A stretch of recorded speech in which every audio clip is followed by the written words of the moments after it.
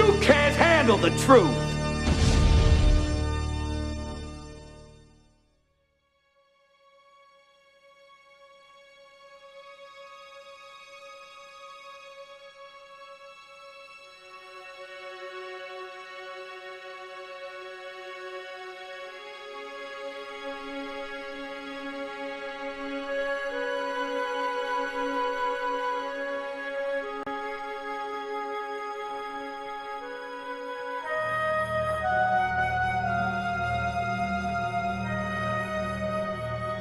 And they handcuffed them around the pipe.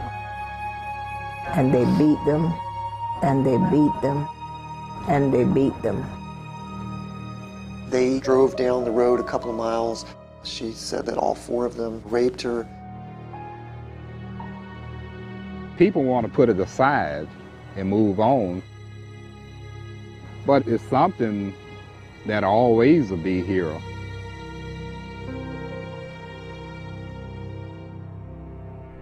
It told the story about the quest for freedom in America.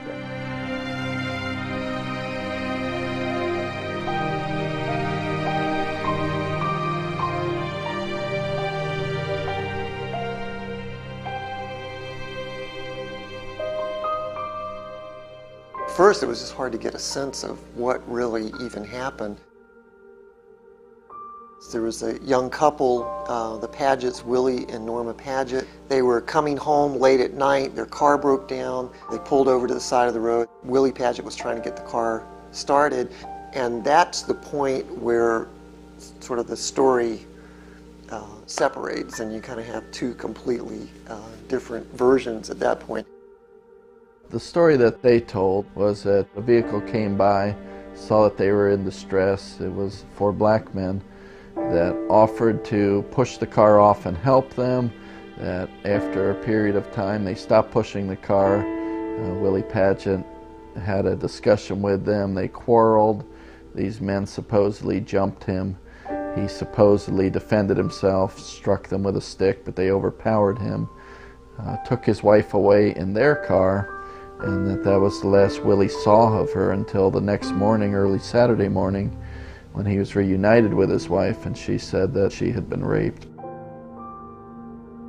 Willie Paget got a ride back to town, went to the sheriff's office in Lake County in Leesburg, and reported that his wife had been abducted by 4 Negroes. Willis McCall, who was the sheriff of Lake County, actually wasn't in town at the time, but his chief deputy launched this search for the men that Willie Paget said he was looking for. They drove all around. They got to Groveland, and Willie Paget said, "There's the car." He and the deputy went in, arrested Walter Irvin and Samuel Shepard, and then they picked up Charlie Greenlee, who was a young 16-year-old boy that was really sleeping in the railroad station, trying to get a ride back to his home. Greenlee was later identified by Norma Paget as being one of the people who had attacked her. So they had 3 in jail. Ernest Thomas fled the county. A manhunt was launched. This posse of white men chased him all over the state, caught him up near Taylor County, and actually shot him to death.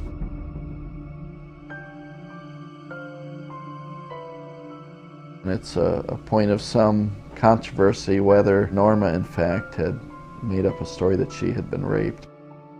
It's pretty easy to believe Charles Greenlee when he says he didn't know Sammy Shepard and Walter Irvin, because he wasn't with them that night. We know that. He spent the night at this railroad depot. Walter and Sammy always contended that they had been together that night, that they had taken Sammy's brother James' car to Orlando. Thomas was out partying around Groveland with his friends. They were not together. They were in 3 different places in the wee hours of that Saturday morning.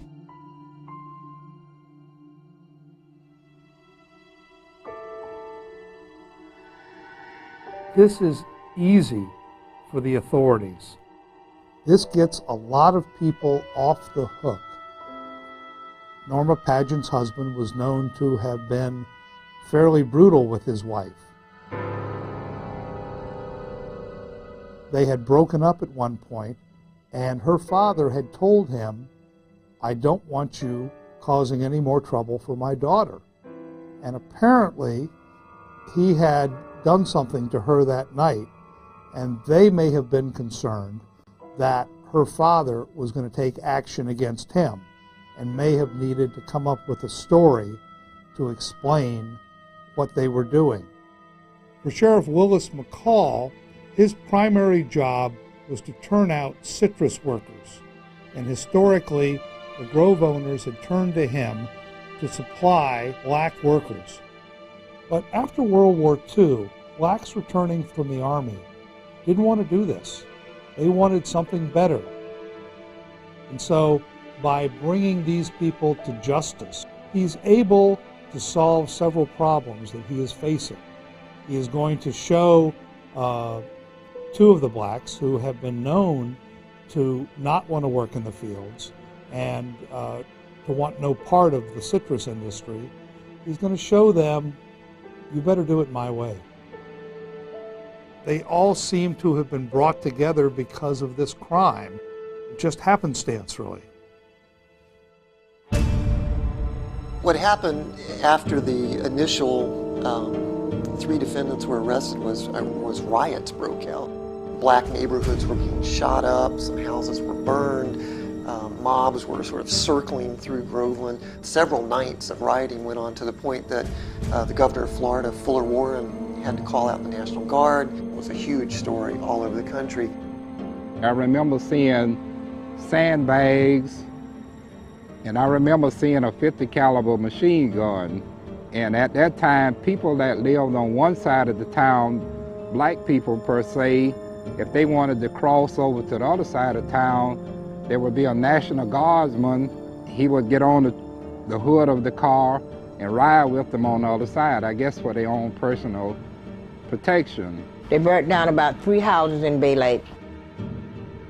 And I learned later from my daddy that they came to burn our house down too. But Mr. Edge stopped them. Willis McCall, to protect the 3 surviving defendants, took them to Rayford State Prison. A couple days later, Harry T. Moore, the head of the Florida NAACP, and the national office of the NAACP sent representatives to Rayford. They made it clear that they had been brutalized by McCall. McCall has a well-documented track record of not only beating prisoners, but eventually killing a prisoner in his custody. And there is absolutely no reason to doubt them. They had marks on their bodies.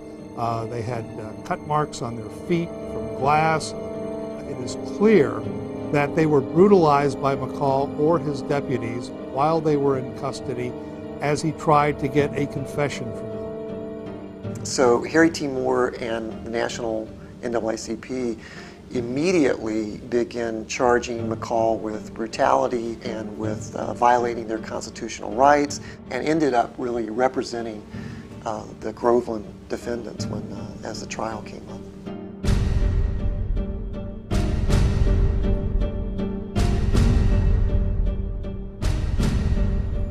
The trial itself is a mockery.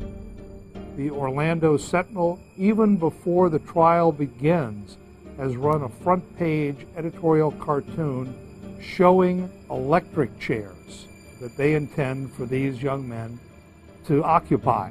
She pointed her finger at each one of the defendants. She described how they raped her in very blunt detail. It was a powerful testimony. With all of the baggage about rape and black men and a white woman, innocence and evil unfolded in this story. This was an assault on white America, not just on this white woman. There was no way a white jury was going to release 3 blacks accused of raping a white woman. That no matter how shallow the evidence was, no matter what they thought of the people involved, they were going to have to come back with a conviction if they were going to continue living in that county.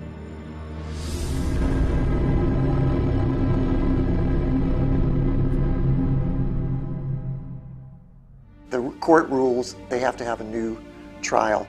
A hearing was coming up on November 7th in Tavares at the Lake County Courthouse, a pretrial hearing. Willis McCall has to go to Rayford to pick up Irvin and Shepard and bring him back to Lake County, which he'd done several times before. McCall's story is he's in the car with Irvin and Shepard, who are sitting in the front seat beside him, handcuffed together. Yates is now in his own car, driving ahead, looking for a lynch mob, making sure that the road is clear. He had a wiggle in the front of the car that a tire was going flat or he had some kind of problem. He said he stopped, he looked at it, got back in the car, drove on further, pulled over again, he had a flat tire. When he got the prisoners out of the car, asked them to get out of the car to help him change this tire, that Shepard struck him with the flashlight that Willis McCall had left on the seat of the car and told Walter Irvin to grab his gun. That McCall pulled out his revolver and shot them in self-defense and kept firing until he knew that they were down and that he was safe. Shepard died at the scene. He was shot in the head. Irvin received 3 bullet wounds but miraculously survived. The next day he told a very different story. He told us that when they got to Wearsdale, they pulled off the road and they got on the dirt road to go to Tavares. When they got about 10 miles out of Wearsdale, Mr. McCall started jimmering, shaking his steering wheel, cough like you got a flat tire. When he did finally stop, he walked in front of the car, came round to the side of Sam's door. When he opened the door for Sam, as Sam turned to get out of the car, Walter Lee said he shot him right in his forehead. Just like that. He said he shot him so fast and he felt his weight moving until he knew that Sam was dead. He said, but by that time, he had shot him also. And he said he remembered hearing him say, "Come on back, I have killed the son of a bitches." He said, but when Mr. Yates got back and he was shining his light on him, he kicked Sam and he shined the light on him and said, but this is not dead. And he said he pulled out his gun and he aimed right at his head. And it went in the neck. And he said that time he was out. He tried to pretend like he was dead so that they wouldn't, kill him. But he still was alive.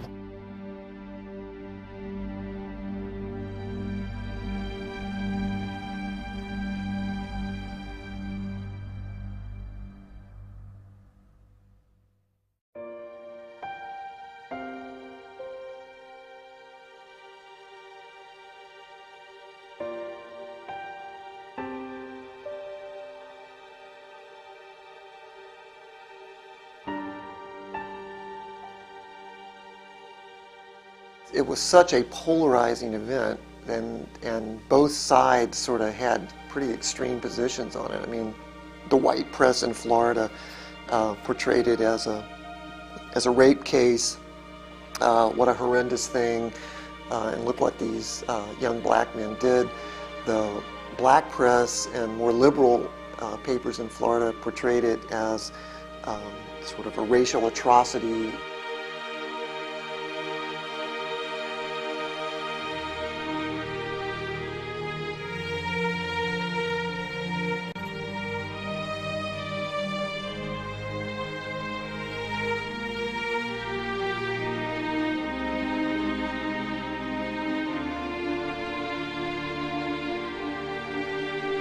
Growing up in a segregated society, it was just a way of life. He was an icon of being a man you didn't want to have any confrontation with, and it was instilled in most of the black children. So when you hear Willis V. McCall, that was a man you didn't tangle with.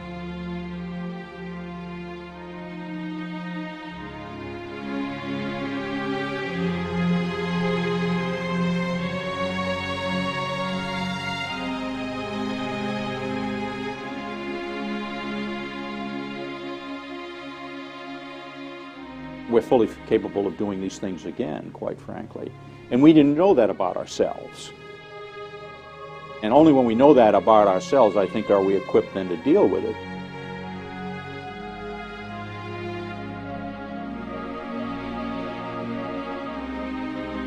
Charles Greenlee, to me, is a hero. He took everything that a system that was badly stacked against him and the people of his race could dish out, and he survived. And the beauty of Charles Greenlee is that he's not bitter. The people who don't think this is an important chapter of history, I think they need to learn a lesson from the people who have survived from the original members of the Groveland Four.